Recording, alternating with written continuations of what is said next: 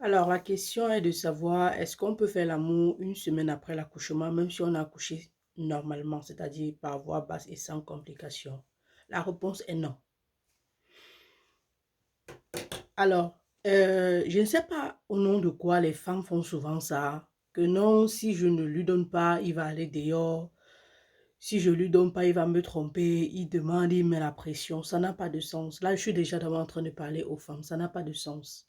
Ça n'a pas de sens parce que pendant que tu es en train de lui donner, parce que tu as peur qu'il aille à l'extérieur, il va plutôt aller à l'extérieur parce que tes parties intimes sont très larges quand tu finis d'accoucher. Si tu as accouché par voie basse, si tu as fait l'épisiotomie, n'en parlons même pas, tu risques même les infections.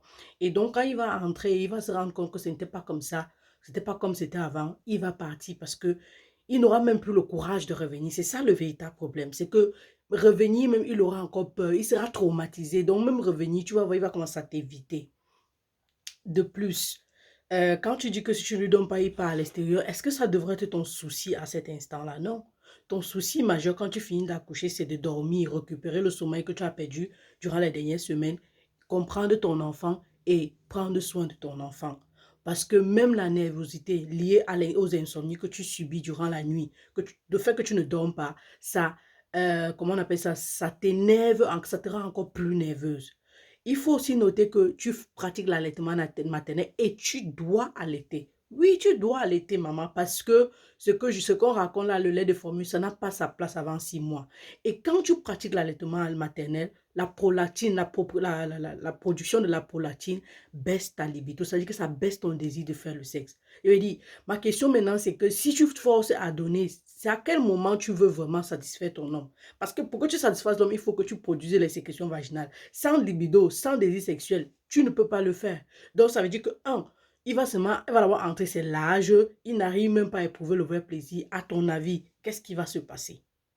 Donc, il faut vraiment penser. Les femmes qui font la césarienne et qui prennent le risque là, pardon. Donnez-vous le temps de réfléchir, de guérir. Dites à votre homme que, pardon, donne-moi 3 à 4 mois, même si tu as accouché normalement, de me remettre de mes émotions, de me remettre de ce long parcours que j'ai traversé, c'est-à-dire de la grossesse jusqu'à l'accouchement, en passant par les dernières semaines où tu ne dormais pas, mais aussi des contractions et de l'expulsion du bébé qui demande de pousser normalement. Demande, dis-lui, parle-lui. Si tu lui parles, après, il n'écoute pas, il part dehors. Laisse, il part patrouiller et j'espère qu'il va mettre le préservatif durant sa patrouille. Il va finir et revenir. Mais si tu te forces jusqu'à te faire du mal, ça va parler. Car ce qui concerne la césarienne, pardon, on dit à l'hôpital que ça guérit après 1 mois et demi. Mais pardon, c'est la théorie. La pratique, là, quand tu as déjà fait la césarienne, même après 1 an, il y a des personnes qui ressentent la douleur.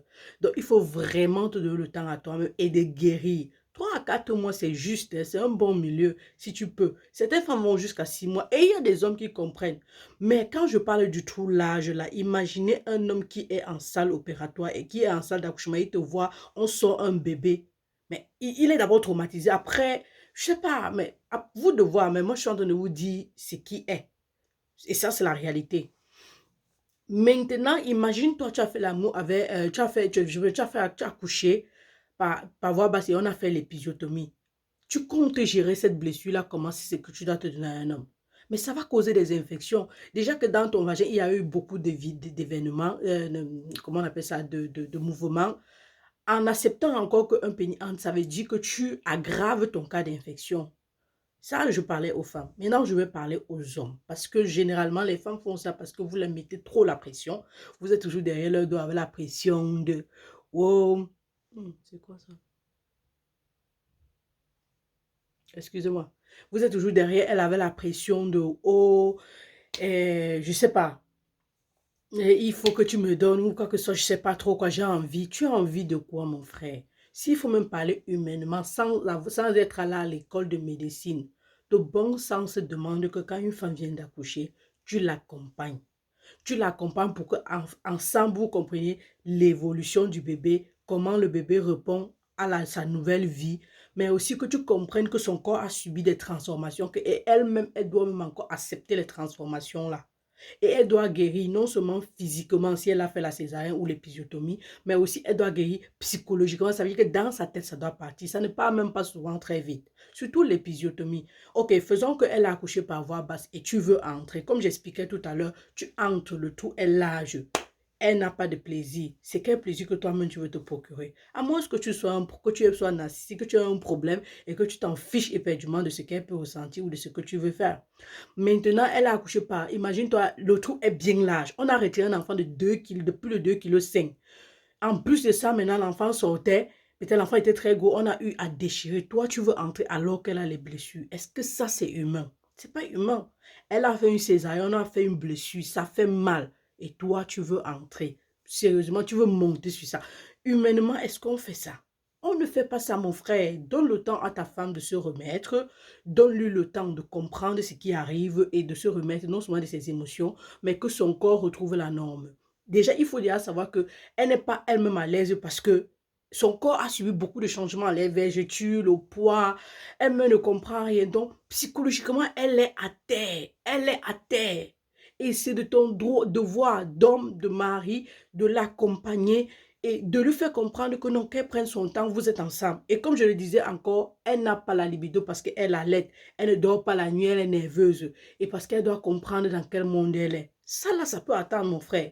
La vie de ta femme ne passe pas avant tes petits désirs là. Ton désir peut attendre. Quelle une semaine. Je me rappelle une fois, une femme qui a fait la césarienne m'a dit que son mari l'a forcé à 1 mois. Il a tellement fait jusqu'à ce que elle s'est retrouvée en train de mourir sur un lit d'hôpital. Mais pourquoi tout ça?